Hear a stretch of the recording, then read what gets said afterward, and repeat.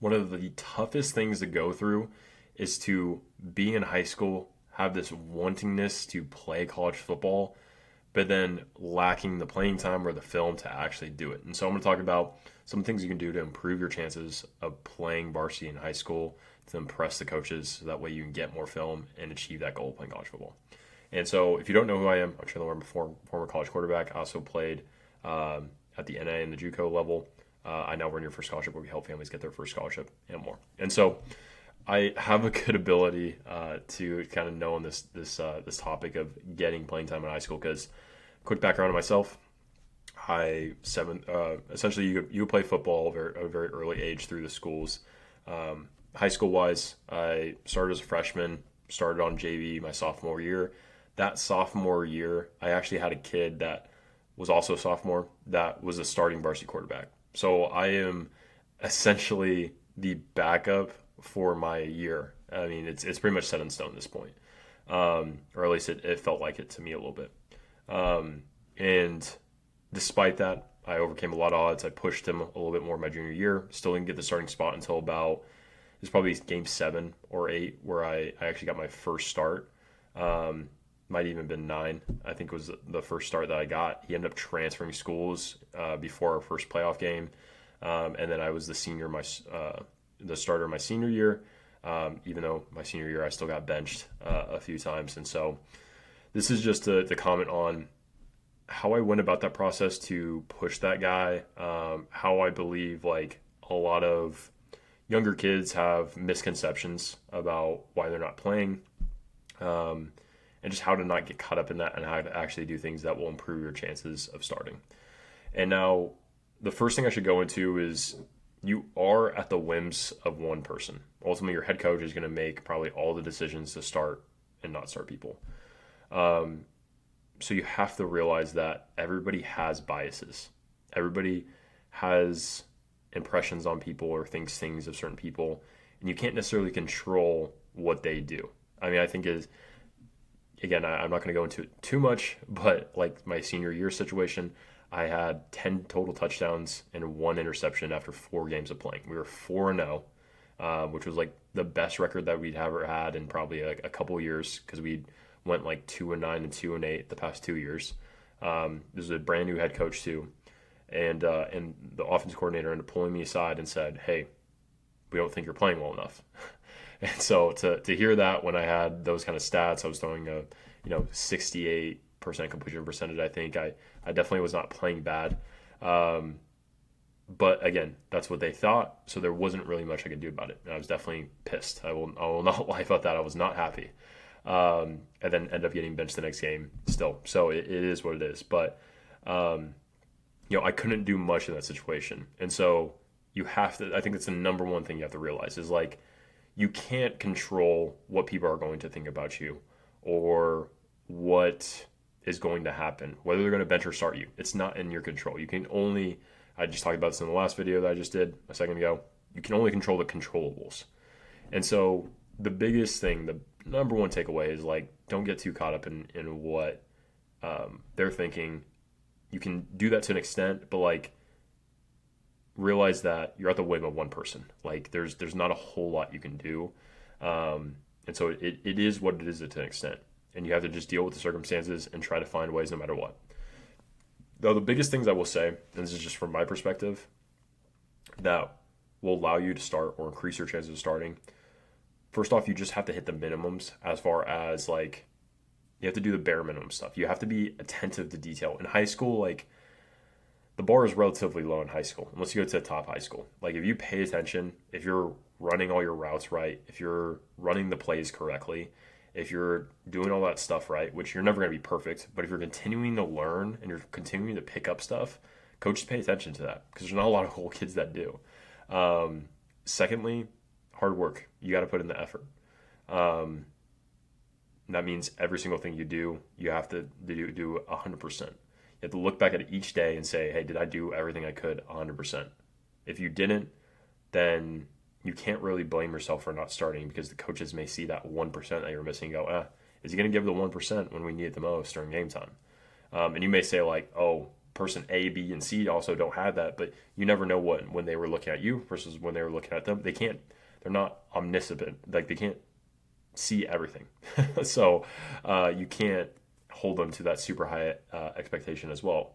So why don't you just be 100%? That way, whenever they're looking, they always know that you're putting in that effort. And so those two things will really like focus and effort. If a coach sees a guy that's super focused and putting in 100%, like if you're 100% focused and 100% effort, first off, imagine how amazing of a football player you would be. I mean, I'm just even internally looking at that. Like, man, if I was 100% focused on 100% effort when I played my career, I mean, who knows how good of a player I would have been? Probably would have been way better for sure. I can't say that I was 100% focused, 100% effort all the time. Definitely strive to be, but I wish I was. And that goes for the same for you. You've got time. So biggest thing, if you can do that, you'll be a better player, and you'll also have a much better chance of starting because people will pick up on that. They'll see that and they'll take you seriously because of it. After that, you have to realize like how big things like impressions are.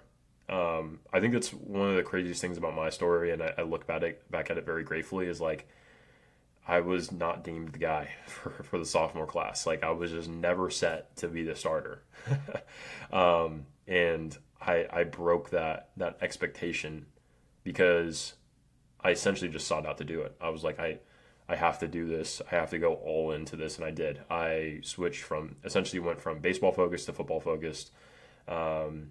Put a ton of time into football, and was able to really come out of my sophomore year into that junior year just a completely different player as a quarterback. Started to hit a lot of my stride, and so you have to like recognize where you are. Again, this is me talking from a perspective of like I was behind that kind of expectation of what they were looking for, and I had to break that mold. And so you have to realize if you're in that spot, if you're not a starter right now, and it's because they don't see you as the kind of guy that's worth being a starter at the moment, it's because they're seeing that you're missing something or that you're just behind where they're expecting you to be, and that deficit is rather large. Like they may even say it's close, but you have to do more than what they're expecting essentially to break that mold, to break their beliefs, and you can't rely on them to do so. You just have to put in crazy amount of action, crazy amount of results to just show them that you're the guy. You're the guy that they should be starting. You have to do everything right in practice. You have to just be so impressive because one day is enough. 1 week isn't enough. It's multiple weeks. It's stacking results on top of results until it's like, holy crap, this Trenton kid is just he can play. Like we've been seeing it now for weeks. Like let's give him a chance, and then boom, you're ready. You take advantage of that opportunity. I really just believe and part of the things that I think really help with that is like act every day like you are the starter. Like don't pretend you're the backup. Act like you're the starter. Prepare like you're the starter, but still have that chip on your shoulder of that you're not. And so that will help you out a ton. And so that's more pertaining to that particular situation where you're not the starter, you're the backup maybe on varsity, you're the backup on JV, or you're kind of set to be the backup in the future. If you have the awareness to realize that, then that's kind of your playbook. Now, if you're more younger or your son's younger, and you're just like, shoot, he's not even on varsity, he's not on JV, he's a freshman, he's 8th grade, whatever. What can he do to get on that fast track?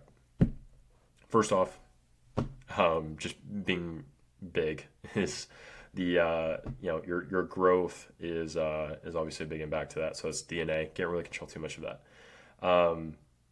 Second thing is big impressions. It seems, and I can't distill this down. I mean, because this is just a thought that popped in my head. Is like it seems that people are often along the lines of a track to get to that point. Like going through my own high school, there was very much certain kids that seemed very much on the track to, for me, like for us, the big milestone was like, if you were a sophomore on varsity, then you're pretty good. If you're starting on varsity as a sophomore, like you're a stud. For other schools, it's like if you're starting freshman on varsity as a freshman, like then you're a stud. And so it just kind of varies depending on that. And so like you can put yourself on the fast track by being an excellent kid 7th and 8th grade year, but that's not always going to translate. Like those guys that were sophomores starting on varsity. Um, I think one of them ended up playing at a 4 year. Again, our high school wasn't super good, so it kind of makes sense, but that doesn't always translate to you're going to play at the next level. Um, it does give you a leg up, and so I think it is important to take a look at that and see how you can do that. And I think the biggest thing is like, again, measurables is going to be a big point. If you happen to be a freshman, a sophomore that is 6'4", like awesome, man. Like you're probably going to be a pretty good position. Um, but also it's just big in early development. If you can, the more polished you are, the earlier, like the more apt you are to be that. I can honestly say like if I started on varsity as a sophomore or freshman, I wouldn't have been good enough. Like I just wasn't there talent wise. I wasn't there mental wise. It would have been borderline embarrassing. So my timeline was fine, and I think that's perfectly fine timeline to follow if you're going to start on varsity as a junior. Um, but most of the time, it comes down to impressions. It's like, what does a coach think of you? Do they think of you as someone that is going to be a guy for them, and how do you do that? Again, it comes down to results. It comes down to showing them every single day you can of that you're just an absolute beast, showing your strengths to the fullest, showing that you have a lack of weaknesses, showing that you're willing to put in the work and that you pay attention, you can handle the load, being on varsity. All that stuff is super important. Um, and so that is really some stuff that you can do to set yourself up and be a varsity guy. Um, Again, it's most of the time just out of control. So you can't focus on it a ton, but if you can do that stuff, I believe you put yourself in a really good position, and that's really the best you can ask for at that kind of point. Um, I won't talk on transferring high schools or what should you do on that. Maybe I'll record that in a different video, but for now, I'll leave it at that. Appreciate the time. If you like this, if you got something from it, be sure to like and subscribe. See you in the next one. Peace.